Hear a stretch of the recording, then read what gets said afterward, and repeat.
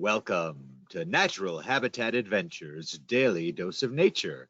Today's topic, what does climate change actually mean? Part 1, presented by NatHab Expedition Leader Kristina Disney. I'm your host, Rob Mess. Thank you all so much for being here today. Over to you, Kristina. Thank you, Rob. Very happy to be back and have a chance to talk about something that has certainly been on my brain lately, and I think has been on probably everybody's brain in some form or format. And I guess the inspiration for this webinar today is largely inspired because of a report that just came out. And it's one of those reports that I feel like often, a headline goes out and it's on the news, but very few people have a chance to see what's inside of it and to break it down and to look at what it means and how it applies to our own lives. And so what I'm talking about is the the Intergovernmental Panel on Climate Change released their sixth assessment report. So the IPCC has been around since about 1988, and their whole objective is to provide governments of all levels with the scientific information that they need to develop climate policies. And so this report is essentially a summary of the state of the world's knowledge on climate change, its impacts and what we can do to mitigate it and what we can do to adapt. So it packs a pretty heavy punch, but I think that it's often sort of hidden away from the general public. And so I wanted to use today's webinar, and also this is going to be part 1 of 2. So we're going to split it between, for sure, 2 parts. We'll see how we're doing. If I have to, I'll stretch it into 3, but I think we can do it in 2. And so we're going to sort of take more of a bit of a global perspective today, and then in the follow-up, we'll do a little bit more local, but I'll try and do some crossover in both. And to really break down what climate change means in and of itself and what it means to each and every one of us as an individual, because I think that we've certainly, or not to speak for anyone else, I certainly have become desensitized to it when I hear it. I hear it so much that its meaning is becoming lost, not only in how much we hear it, but how and when and why and who applies it. And so I think it's really good to get back to the big picture of what it is that we're speaking about and its relevance and how our world is truly changing.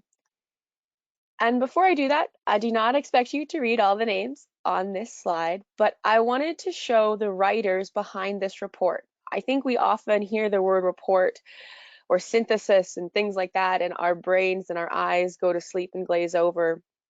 But I don't know if other people do this, but when I go to an art gallery and I look at a painting, I look at it and I think of the hours of someone's life that it took to make a masterpiece. So when you look at these huge reports, hours and hours of people who committed themselves to this, to see it through, went into it.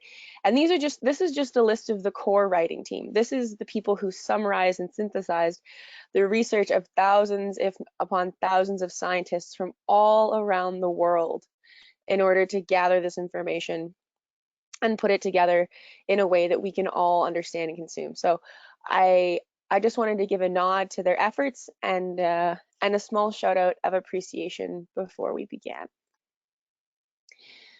So I'm going to start off a little dry, but I promise the gears will get rolling. And so I just wanted to read to you first.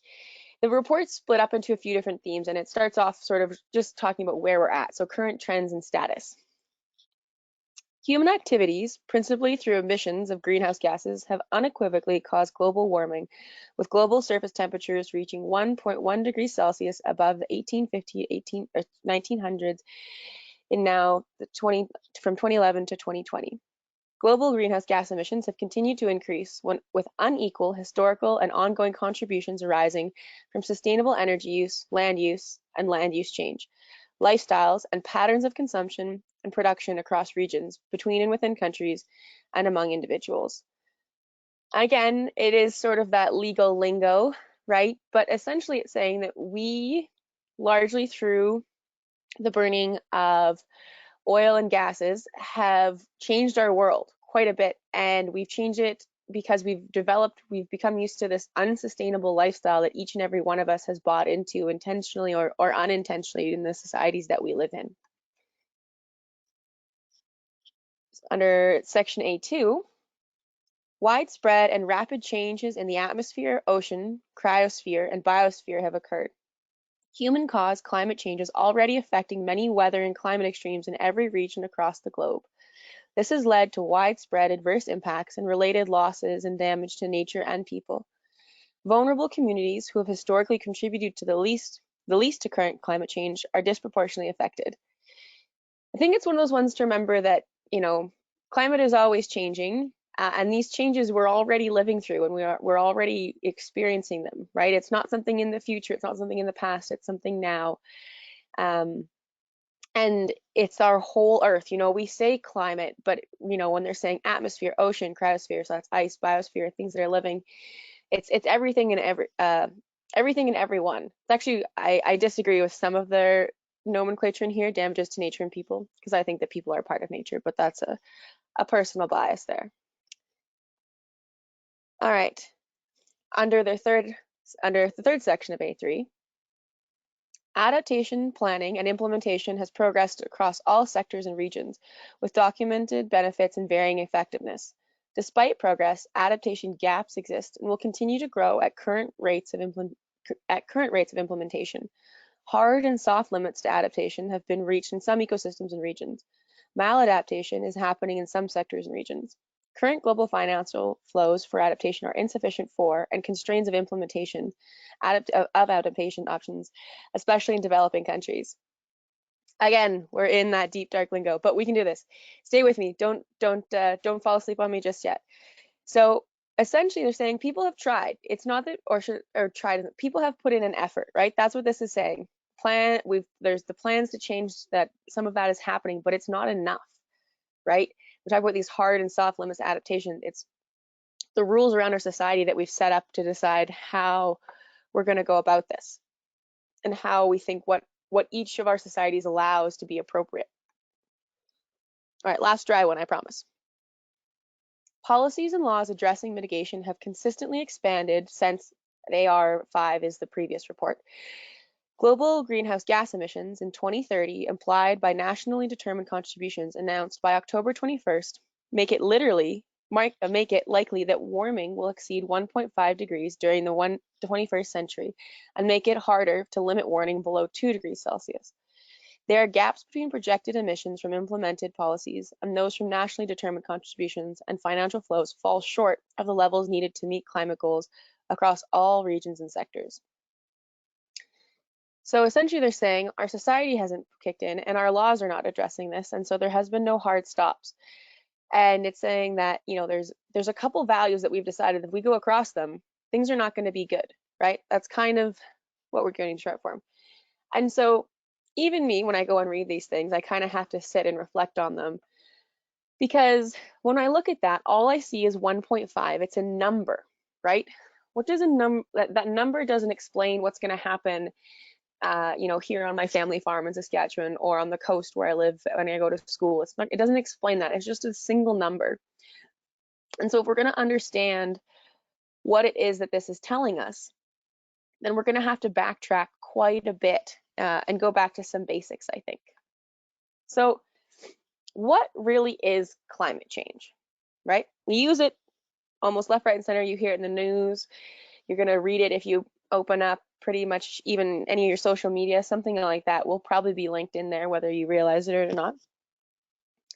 And so if we use the definition that the UN follows, climate change refers to long-term shifts in temperature and weather patterns. They may be natural, such as through various solar cycles, but since the 1800s, human activity has been a main driver of climate change because of fossil fuels like coal, oil, and gas.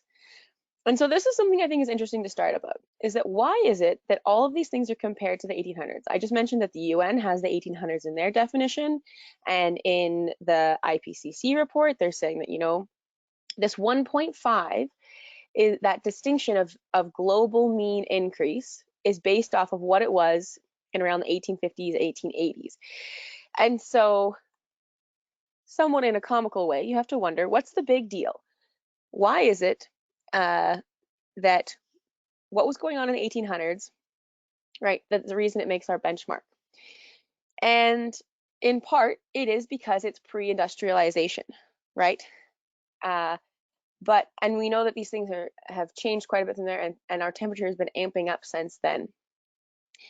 And humanity is much the same. We've got our technology has changed, but when you look at the faces in these pictures and you think about their hopes and their goals and their intentions, I think we as people haven't really changed so much. It's just simply how we've gone about achieving those goals has changed quite a bit in the last 150 odd years. And so when I think about all the generations between these people and now, I don't think anyone's decisions were intentionally driving the world in that direction. And also lots of people didn't even realize it. And I think even today, it's hard sometimes to not have a bit of apathy and sometimes just want to say, so what? So what the climate's changing? So what the world is changing? Isn't it always changing? Haven't we changed a lot since the 1800s? And there's this need to, if we're going to understand the significance of how the climate has changed since the 1800s, we're actually going to have to go much further back in order to give it some relevance. And so we have to go a long time ago in a galaxy far, far away. I'm just joking. Well, I'm sort of joking. I couldn't help but throw in a Star Wars reference. We do actually, to sort of understand the significance of this, we do actually have to go pretty big scale. I think people forget that it's important to place ourselves as Earth, not just, not countries, not continents, but our planet in the grand scheme of our galaxy and of the universe. And when you think, even if we just look at the Milky Way, there are innumerable spinning rocks floating around, and only some, A, have atmospheres, and B, have an hospitable atmosphere. And so when you think about all those sci-fi shows that have, or books that have been sort of driving our culture in many ways, when they're on the search for the final frontier, when these other life forms and other planets, it's because they have a climate that is habitable, right? It's not that there's not enough land masses out there for everyone to live on. It's that most of them you're not capable of supporting life. And so we are kind of a big deal, right? Earth, I'm not saying we should go back to thinking that Earth is the center of the universe and that everything and everyone revolves around us. But it is okay to admit that our beautiful planet is quite special, or at least it's certainly special to us. For myself, it's the only one I've got, and I plan to live and die here. And much like I imagine all of you on this webinar, I don't think very many of us are going to be going to space, right? So this is the planet that we have. And so it's worth taking the time to understand it, right? So why does our Earth even have an atmosphere? How is it that we lucked out? If you look at other planets and moons in our solar system, some of them have atmospheres, but none of them that can support life as far as we know. There's ones like Venus that our atmosphere is simply too dense, or on Mars where it's not dense enough. And none of them have the oxygen that we do have on Earth in order to keep us alive, right? So how did we get to be so special? And you actually to understand how we got here, you have to go back to how Earth became sort of a planet in and of itself and that journey. And so back at a very, very young age, when Earth was, early on, 4 odd billion years ago, the just formed Earth was extraordinarily hot. And when you think about, like, Earth was made out of all the gas and the dust particles that were around the sun, they sort of conglomerated together. And so under that heat, the hydrogen and the helium, which is part of those dust and those gas particles, right? They're really, really hot too. And they're so hot that they can move extremely fast. And then as this planet sort of conglomerates and goes together, it sort of off gases helium and hydrogen. And those elements are so light that they actually just completely escapes Earth gravity and they drift off into space. So billions of years ago, we didn't really have an atmosphere. We were just sort of giving off all of our hydrogen and all of our helium because we couldn't keep it. But as Earth in its journey starts to get a little bit older, it sort of hits phase 2 of its atmosphere. And this is when it's starting to cool down enough that it gets a bit of a crust. But the inside, again, is still crazy hot. And so on that crust, there's a whole lot of volcanoes. And so those volcanoes are releasing steam. So they're releasing water, and they're releasing carbon dioxide, and they're also releasing ammonia, which is going to be important for how our atmosphere comes to be. And so at this time, again, like life on Earth still isn't really a thing, but Earth is starting to settle enough that life will soon be able to take residence. And that's kind of when we more or less shift into phase 3 of our atmosphere. So Earth has cooled down enough and our crust has settled enough, and we've got liquid water now. It's cooled enough now that that steam coming out was able to stay, and our gravity is holding on to those heavier, slower moving molecules. And we're lucky enough, or whether you want to say luck was behind it or not, that a simple form of bacteria develops, and it's able to convert energy from the sun and carbon dioxide and to produce oxygen as a waste product. And so that we have, again, I said the Earth is cool enough now to have liquid water and not just water vapor. And so the carbon dioxide is sort of mixed with the oceans, but the carbon dioxide, because of these bacteria using it up, it starts to become less in the atmosphere and more water or land-based because of these organisms.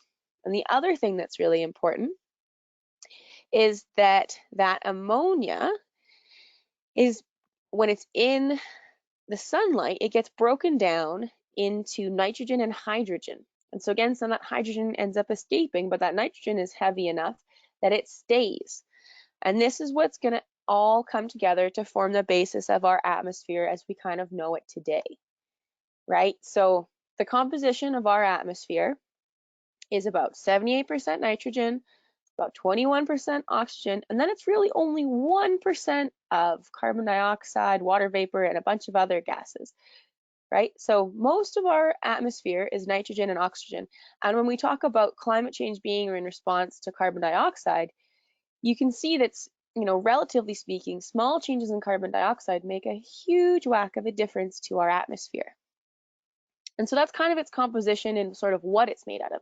But then also when you go from our Earth and you go out towards space, it also has a gradient or a composition there, right? And then those elements are sort of different along that gradient too. So this, we more or less live within the troposphere. You might take a flight to the top of it, but really you're not going much beyond that. And a cool thing that I think a lot of us don't realize, when you climb a mountain, you realize it, the higher you go, the colder it gets. You think about Mount Everest, right? But something actually happens as you go through these different layers, and that's what this red line is. So if you look at the bottom of that graph, the axis is temperature. So just kind of, you don't have to worry too much about the numbers, but just getting warm or cold. And then the other one is the elevation or the height in miles or kilometers. You can look at either side, whatever you're more comfortable with. And you can see that it actually warms and cools along the way up, and it has to do with density of the air and a few other things, which is pretty cool. But for the most part, when I talk about that composition of those elements, about 80% of that is just in the troposphere. That's where life and all the exciting things are happening, which is about the bottom 12 kilometers or 7.5 miles. And there's no real boundary between sort of the atmosphere and space, but it's just a slow gradient of where it gets less atoms, less easy to survive. But sort of a crazy thing or a cool thing to think about is that you want to call it almost the boundary of life, is that at about 8 kilometers or 5 miles in altitude, there's not enough oxygen to sustain human life, right? So all our birds are certainly going to be below that, unless you're in a compression or a pressurized suit, right? But then if you go up to 12 miles or 19 kilometers, that's when your blood begins to boil if you're not in that pressurized environment. So think of all our astronauts, right? That's what they're risking when they make their way up there. But when I read that, it almost feels like this point where Earth is telling you it's time to stay home. You don't need to go any farther than that. So maybe I'll make it into space travel, maybe I won't. Hard to say. So all that to say, it's our atmosphere. That's what makes our planet special. And it's easy to forget that because it is mostly invisible. So before I go on, I want everyone to stop for a moment. We're we'll take a second for this. Take a deep breath in, and then when you breathe out, in your head, say a little thank you or a phrase of gratitude to the trillions upon trillions of atoms that you rely on every moment of your existence. And I'm going to do it too.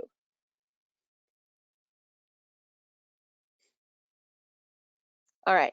Even if no one was listening to our thank you, it never hurts to have good manners and to show some gratitude. So let's keep going.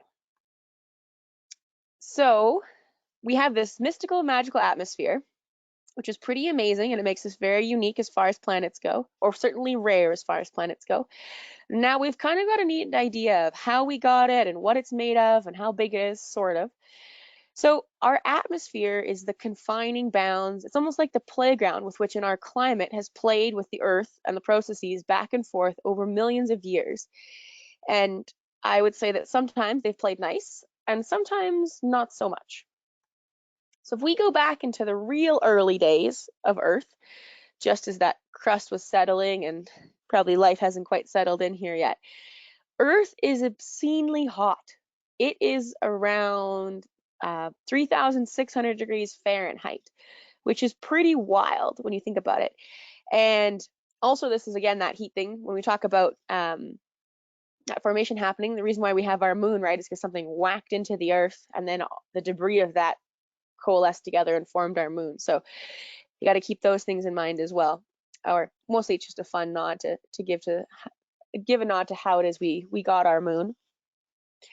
And so through different eras, it was really, really hot, and it's more or less just been cooling and cooling down overall since it first formed. So Earth's younger years were very, very hot. But along that process, it also at one point got very, very, very, very cold. People may have heard of this one. They like to call it the snowball effect.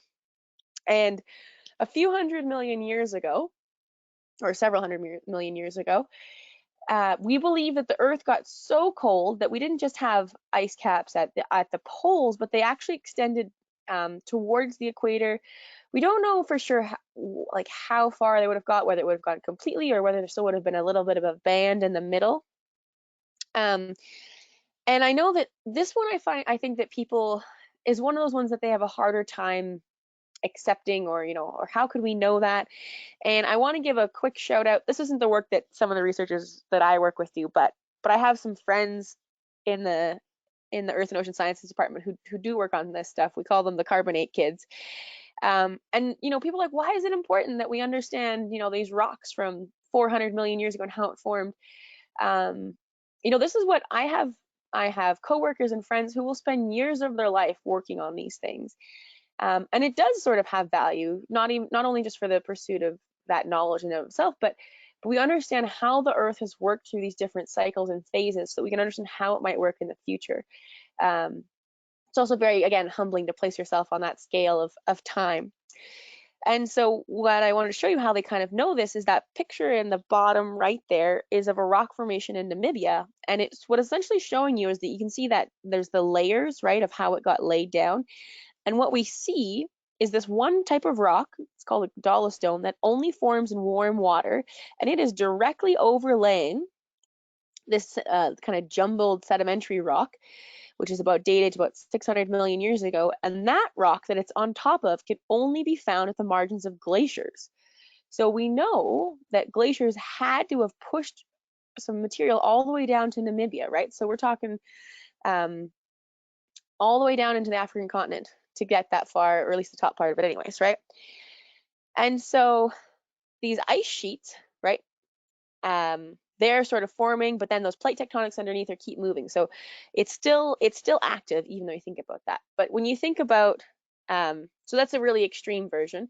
And again, after this sort of ice age or this snowball Earth comes and goes, Earth is still relatively a lot warmer than what we consider it to be today. So this graph kind of shows you an estimate of the global temperature over the last 500 million years. So we're slowly getting a little bit more modern, you could say. And here, some crazy things to think about. So this is from the Smithsonian Institute, excuse me. And, the global mean temperature then was some of these times was sometimes 80 degrees Fahrenheit, sometimes 90, more or less. The whole Earth's temperature was about the same as your body, like a little bit cooler, but not very much, right? So it was still a really hot planet. So much so that like things like peat swamps couldn't form. And a very interesting one is that, again, our climates were very different, right? So that means that if you happened to be strolling through Earth about 600 million, or sorry, not 600 million years ago, at these different peaks here, right, you would be encountering a Chomposaurus, which is a crocodile-like reptile in the Canadian Arctic, in Greenland. And so, those warm periods have come a couple times. So that sort of 250 million mark, right? And then the more recent one that we had, that you could sort of see, which was the Paleo-Eocene. So we're getting closer in history. We're only about 50 million years ago now, right? That's where we're finding fossils of palm trees in the Arctic. So it was a warm time, and certainly a warm place. And I guess the take home that I'm hoping everyone leaves with is that when we look at the phases, or if I say eras, that's geologic correct, but if we look at how Earth has changed and how we've sort of divided that timeline into different things, a lot of it, each one of those divisions, I'm going to give you a pretty heavy-handed hint, is because the climate changed, right? And so when you look at one side of this, you see years and dates and how we've sort of geologically put the rocks and things together, and those changes have happened. But when you look on the other side, you see how life has changed. And not all of those changes have been kind to the life on Earth. And that, I think, it's not, I don't want to say it's a scare tactic, but it's something to be aware of and to think through, right? Change is good and beautiful and always happening, but change comes as a consequence. And so if we're going to be the ones who are changing things, we have to have some accountability in how we go through with that. And so it's interesting because when we think about, up until now, we've just been talking about temperature, right? And so if you go from the bottom of this pile in history, where the whole Earth has more or less just been cooling down. So you could say that arguably where we are now in the Holocene, that's us at the top there, the last about 10,000 years, is kind of arguably some of the cooler temperatures that our planet has ever seen, right? And even in a shorter time span, we're often considered. There's something I haven't brought up yet, which I guess is what I'm trying to transition over to, which is that throughout this whole time, I've sort of been talking about these really big major transitions of, volcanoes driving it, or I didn't talk about it, but like comets impacting, or the way that tectonic plates change, and so ocean atmosphere exchanges change. Those are all really big, significant changes that are sort of like physical or tangible in that sense. But another change that's always going on our planet, and has been termed glacial or interglacial cycles, has been happening for the last 2.5 million years. And it's not that our planet hasn't been moving in these cycles, but I guess you could say that up until 2.5 million years ago, we were still so warm that we didn't get glaciers or not glacials. We were just always warm. And then we cooled off enough that about 2.5 million years ago, we started going into these in and out of these ice phases more consistently, or on this cyclical basis. Maybe that's a better way to say it. So this is a conversation that I've had with many people around climate change, saying, well, our climate is always changing. We're just on a cycle, and they're not wrong, right? When we talk about, natural climate change versus human-induced climate change, they're all, well, both of those right now are happening simultaneously. And I think that's important to remember, is that, even if we account for the human factor of climate change, our climate and our world will always keep changing. It's like the Alice in Wonderland effect, where Alice has to keep running and running just to stay in the same place.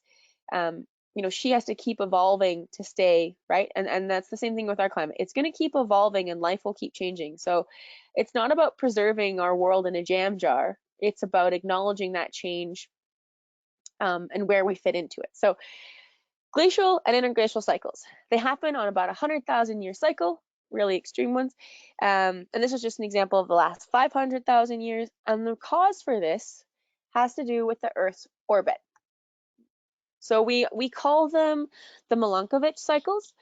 And an old guy a long time ago figured out that you can match our climate pattern to where the Earth is at in its various orbits.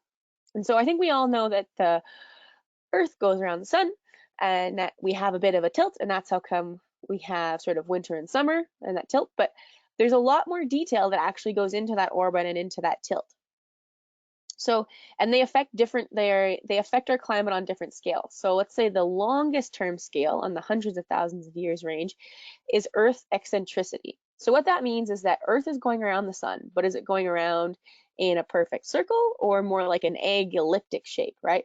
And depending on how we go around the Earth, it changes. And because that shape isn't perfect, it's not constant. We actually change a little bit as we go around. And so that changes part of our climate cycle, right? Because we're getting all of our heat coming from our sun. We also get it coming from the core of the Earth. But when it comes to climate, let's just talk about the sun for now. And so, right, so where we are in that, or how our orbit is shaped, decides this big cycle. Then the second one is obliquity. And so that's where are we at in the cycle, right? Because we're gonna, we're going around, and that will change. And that changes on a shorter reign. That changes about every 20,000 years. And then the last one is precision, which is the angle of our axis, right? So for anyone who is a orienteer, or if you work with a map and compass for maybe back in guides or scouts or something like that, right? You have to set something called magnetic declination, and that actually changes, right? Where our Earth, the axis of our Earth, and also, sorry, I guess I'm mixing things up. Magnetic declination is when our pole is switching magnetically, but our whole Earth actually does sort of wobble as it spins, and that's where precession is. I'm sorry, I was mixing up two different processes there for a second. I was getting too excited about all my favorite things. But the moral of the story is that you have these three different cycles. And just like ocean waves, when the ocean waves line up and two big waves sync up, then you end up getting a bigger wave out of it. Or if you get a big wave, the top of a big wave and the bottom of the big wave syncing up, then it flattens out the wave. And so these three things go together to essentially affect our solar forcing, right? That's what you see in the yellow line there. And this graph is showing the last million years or so.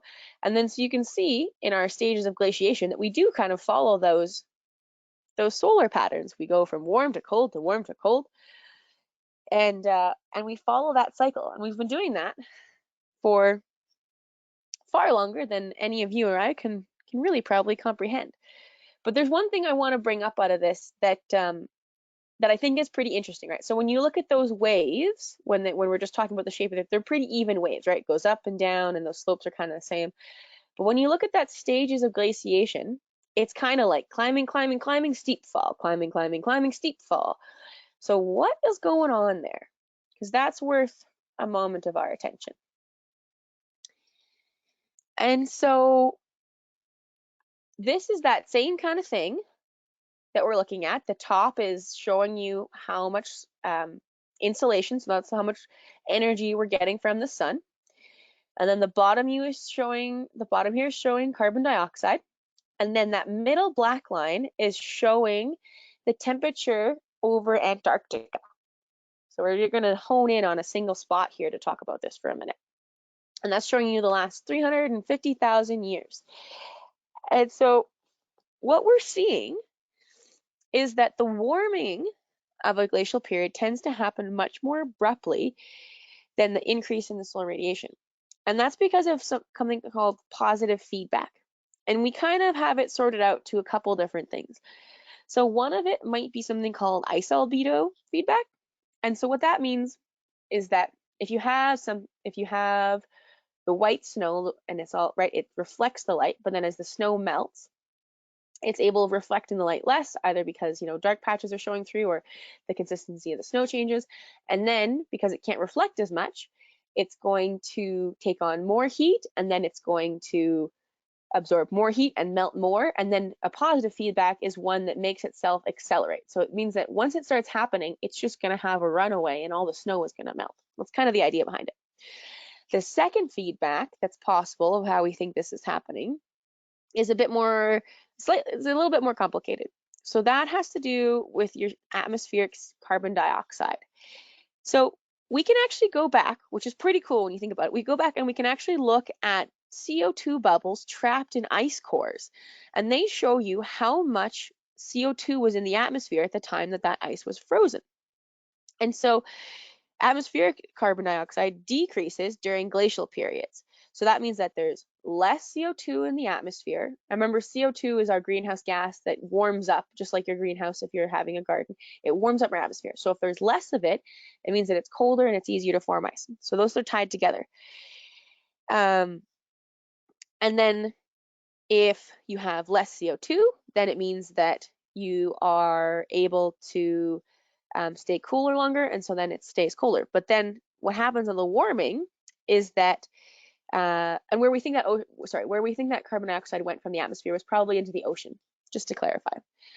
So on the warming end, the reverse happens. This carbon dioxide is liberated from the ocean, something happens, and then it causes this really crazy melting of the ice, right? Because you get all that CO2 really released into the atmosphere, warms up the earth, and the ice starts to melt, and it happens really, really, really aggressively. And so it's not this this sort of subtle thing you have time to think about. It's like we're going along, oh shoot, and we're happening, right? And so that's one of the terms that they talk about in the report, is this idea of overshooting. You know, there's a threshold, you know, we talk about it as just a number, but it's because it only takes breaking a threshold before a lot of these processes are like a runaway train, and off they go. And there's no turning the dial back, right? So when we talk about this one number of 1.5 degrees Celsius, that's what they're trying to do. They're trying to stay under that threshold where these processes will have a runaway effect. All right, let's move a little. Let's try and get closer in time to our present, our climate. We're gonna get our climate to catch up to us.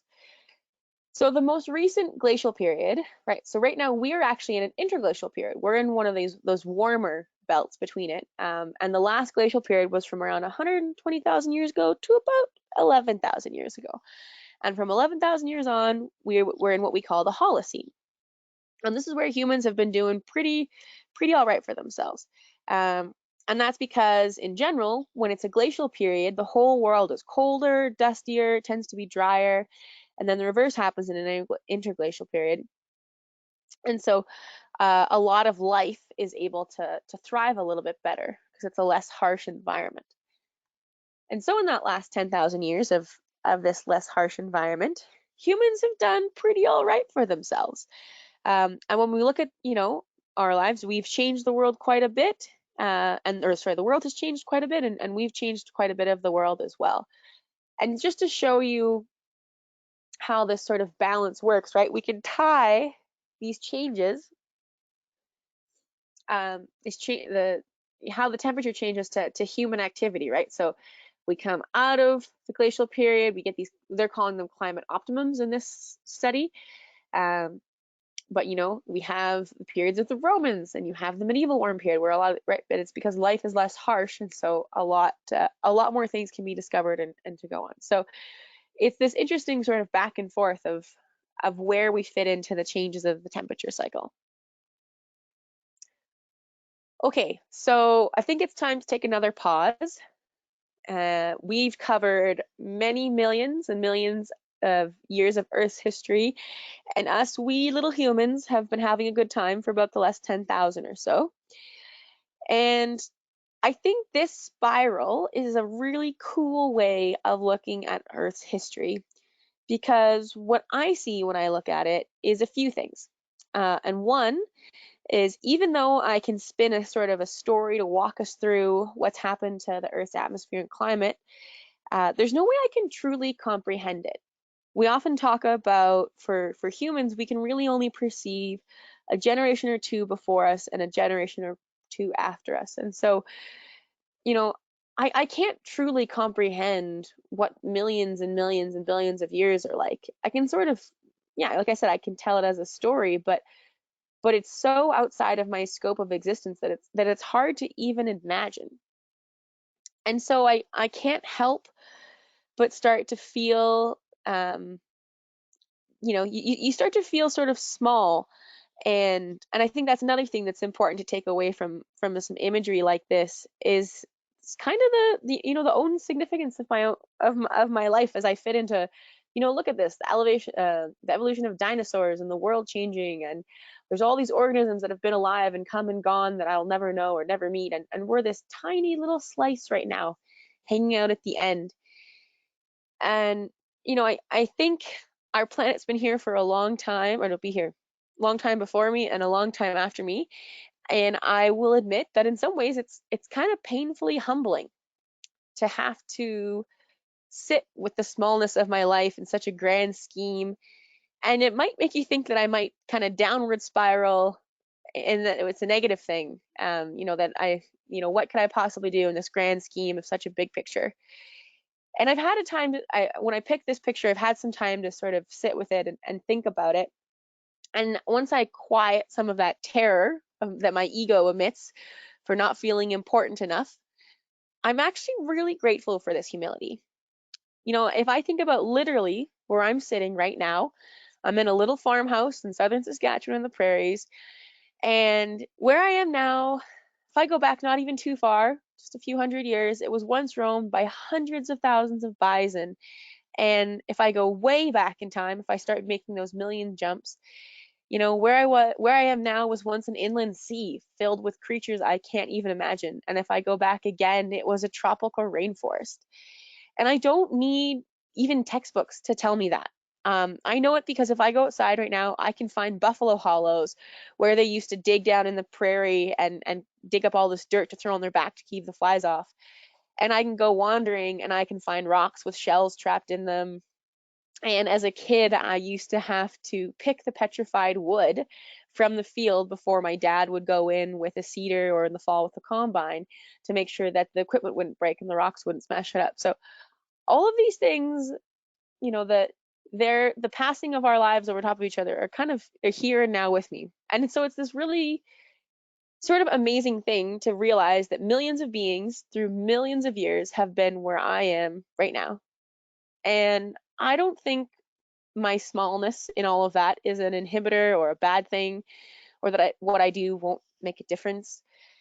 I think that, um, you know, all the individuals, it all comes down to that all these individuals have affected things in the past before and after me, before me, and that it does make a difference. And I guess if any of you have ever come to any of my bear webinars, or if you've had the chance to go on a trip with me, one of my favorite stories is actually polar bear evolution and their genetics. We know, polar bears have really only been around for the last 200,000 years, so that's a couple cycles of that interglacial period. And so every time the ice would shrink back, polar bears would have a lot smaller habitat. And so we learned through genetics that every single polar bear alive today is related to one single matrilineal line. So that means that, there's other genetics mixed in, but all bears are related to one bear family, or potentially down to one single bear. So the choices that one bear made are the reason that we have this whole amazing, beautiful species today, right? So I don't know what the choices that we're all making today or tomorrow will be, and whether or not that's the quote unquote the one, but I do think that individuals play a long way into the effect of how the world goes and how we see things. So I will shift away now from my own, I guess, sentiment and thoughts, and we'll go back into our report and go back to some hard facts maybe. So before, when I brought up some of the stuff in the report, I was talking about the trends that we're observing. And so now the part B of the report switches into the future climate change, the risks, and the responses to this. So I'm going to read this one again. Continued greenhouse gas emissions will lead to increasing global warming, with the best estimate of reaching 1.5 degrees in the near term in considered scenarios and modeled pathways. Every increment of global warming will intensify multiple and current hazards. Deep, rapid, and sustained reductions in greenhouse gas emissions would lead to a discernible slowdown in global warming within around 2 decades, and also to discernible changes in atmospheric composition within a few years. Right? So if we break this down again, is that, again, This 1.5 number, we're so close to it. We've already gone, we're comparing ourselves back to 800s, right? So we're already at 1.1, and we've been getting closer and closer to that tipping point, to the point that when they did this last study and they did the re-estimates, that tipping point isn't 100 years away. It isn't 70 years away or 50 years away. That tipping point is really probably in the next decade, maybe 2 at the most, if we stay on the path that we're at right now. And so, again, let's look at a smaller scale in time. We're getting closer and closer to now. So this is the last 2,000 years, right? We're working into humanity's scale. And so this is showing you the temperature records. And you can see sort of those changes again, right? There's that medieval period where it was a bit warmer. We actually had like a little ice age between about the 1600s up to the 1900s, right? And then we pop out of it. And so we are already in interglacial periods. So we're already in a warmer part, and we're starting to skyrocket our climate at a really, or excuse me, we're starting to skyrocket our global temperature at a really fast rate. And I'm going to throw some numbers at everyone. I know graphs aren't always the most exciting. If you're I'm nerdy enough, I think graphs are great. But this one here is showing you from the 1880s up until 2022. And it's showing you sort of that mean comparison. Also, maybe as a point that's probably worth clarifying, the reason why we're comparing ourselves to the 1880s all the time is not just because of industrialization. It's because that's when we finally had sensors or devices capable of measuring things on that fine of a scale and then ramping it up to a whole globe. So it's not that we weren't keeping track of measurements before, but it actually had to do with how well we could measure things. So there's something somewhat ironic that we could really measure it well finally once we started being able to change it a lot. There's a little bit of irony in there. But this is what I wanted to show you. So the average global temperature, what's showing you on the axis here, on the y-axis, so on the vertical side, is just the relative change. But I wanted to give you some real numbers. So the average global temperature in the 1880s was around 13.7.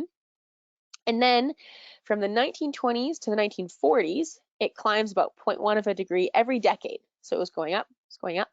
And then it stabilized around 14 degrees Celsius in the 1980s. But then there's another big jump that happened, and it started to go faster. And that's what's been kind of scary as climate scientists have been looking at all these numbers, is that the rate that it's been climbing every decade has been increasing.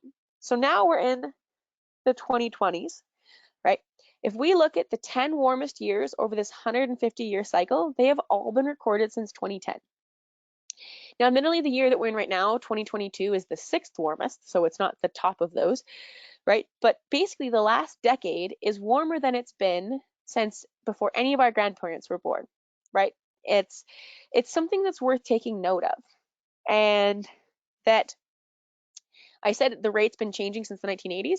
So before it was only going up 0.1 of a degree per decade. Now it's more or less going up 0.2 of a degree per decade, right? So I said we're currently at 1.1 above. It's going to take 10 more years to 20 more years for us, or around 10 to 20 more years, depending if that rate keeps increasing or not, for us to reach that threshold. And I guess there's one other sort of thing I want to bring up here, although I am looking at the time, so I might save some of this for part 2, but I'll go for a couple more minutes here, because so far everything that I've been talking about has been global mean temperature, which is this really, it's great to have a single number, to have everyone to have a baseline to compare to. But again, it's one of those things that's really desensitizing, because it's treating the whole world as if it's all the same, which it's not. When we say global mean temperature, some places have changed a whole lot in the last 150 years, and some have only changed a little, right? It depends on where you are to decide how much that global mean change is affecting you, right? Because the global mean is just an average of everything that's happened to everyone everywhere. And so when we think about understanding that number, there's a few things that you have to take into account. And the biggest one really is whether the site is located in land or in sea, whether it's in the northern hemisphere, southern hemisphere, and whether it's in a pole or in an equator. And we can break down even more details, but we're going to stay on the global level for now. And so the first one is that if we go back to some heat transfer, some thermodynamic stuff, the reason why it matters, so Earth overall is mostly water, right? And that's the reason why if you're living on land, the temperature change is more drastic than if you're over water, because water can take a lot of sunlight, a lot of heat coming at it before it actually raises a degree, whereas land heats up very, very quickly. And so a way to help you sort of conceptualize that on a smaller level, if you're someone who lives on the coast, you might be familiar with sort of land breezes and sea breezes. And it's the idea that in the daytime, it warms really quickly over land, and that draws in cool air from the sea. But then at nighttime, the land cools down faster than the ocean does, and then you get the breeze coming off the land out towards the sea to fill up that cycle. And so that same thing is happening, but on a really, really big scale across our whole world. And so we have more water than we do land, and that water takes a long time to heat up, which is why it's so significant when it's that 0.1 of a degree, because to heat the world's oceans by 0.1 of a degree is a boatload of energy. That takes a lot of energy for that to happen. And in order to have that happen, it takes more, primarily carbon dioxide in our atmosphere, to keep the world warmer longer, right? That trade-off isn't happening. And so all of that heat is staying because we've essentially kind of blanketed in our world. And where are we at here? I'm going to cover, I'm going to cover hemispheres, and then I will pause there and we will continue with part 2. So when you think about then, if you split the world into northern hemisphere, southern hemisphere, just in general, there's much less land in the southern hemisphere. And that's why the northern hemisphere so far has been a lot more affected by climate change, because those land masses are the ones that are heating up much more quickly, whereas the water is taking longer to heat in the southern hemisphere. That's a very simple way to think about it. And so that's also why that's why the Arctic is more affected by global warming at this point than the Antarctic. And maybe I will leave it there, folks, and I will pass it back we'll cover all this next time, I promise. I got ahead of myself, or got too excited, but there's a quick snapshot of where we'll get to next time, and I will pass it back to Rob. All right, thank you. Now, before we get into the question and answer session, I would like to remind everyone that you can submit your questions via the question field in your control panel. So, is CO2 spread out evenly throughout our atmosphere? That's a really good question. More or less, yes. It's not like the ozone, where there tends to be sort of thicker and thinner patches of it. You could argue that areas of higher biological productivity have less CO2, but it's low enough in the atmosphere and it tends to circulate well enough that in general, yes. But then if you scale down, obviously you're going to get differences between like the open ocean versus a desert versus, so there will be some, but more or less it is pretty uniform. So with all the industries and the bombs and things going off, is it still, if I follow best practices, is that still going to help affect bringing climate change under control? Yes, the answer is yes. And I know it seems silly and it seems inconsequential, but it's about changing societal norms. So if everyone gives up on best practices, then society will allow itself to sort of keep following and not breaking that trend of where we're going, right? So we're at a point where we can start choosing, or sorry, we've always been at a point to choose, but we're at a really critical choice point right now. And so it's a time to think about the personal sacrifices that each one of us can make, because I think we have become accustomed to a pretty cushy lifestyle that's not always necessary, and it's coming at a cost that we can't see, to places and people we can't see, or sometimes it isn't even our home area, but just not in that moment, right? We've gotten attached to this instant gratification sort of society, and so by following, by doing what you can as an individual, it changes the whole mindset, right? I think about the differences of how I was raised versus probably how I will raise my children, and vice, and so on and so forth. And so, you know, those changes, they're going to trickle up, but and they are. I think it's just one of those moments where we know right now that it's not that those trickle changes aren't happening fast enough, right? So do the changes. That's what you can do as an individual, is to figure out, you know, where has our life become cushy in a way that we don't need it to be. Maybe we don't need to drive to the grocery store twice a week. Maybe, you know, if you need to do, you do one big grocery shop, and then after that you walk or you bike. I know that seems really silly and small, but all those things will add up, right? And if everyone starts doing that, then the demand on some of those resources goes down, and the industries have to change, right? It seems silly, but one I like to go back to is the fur industry. Canada exists as a country because of beavers. No one hunts beavers for fur anymore. Like the country that, like, I'm being a bit too literal, but not really, right? There was and that was 200 years ago, right? Like it's not that hard to do a pivotal change. Or sorry, it is really hard, but it's not impossible. And so, you know, if you're feeling called, please stay with those best practices. Great, thank you for addressing that. So outside of China, is population control being considered as a way to combat climate change? It's a really interesting one. What I'm about to say now is my personal thoughts. I don't know what well, I'm not informed enough, I guess I should say, to say what all the countries are kicking in for. And in general, I think the answer is no. I mean, people in biology, we talk about carrying capacity, and it's how much of a population an ecosystem is capable of holding before the ecosystem collapses.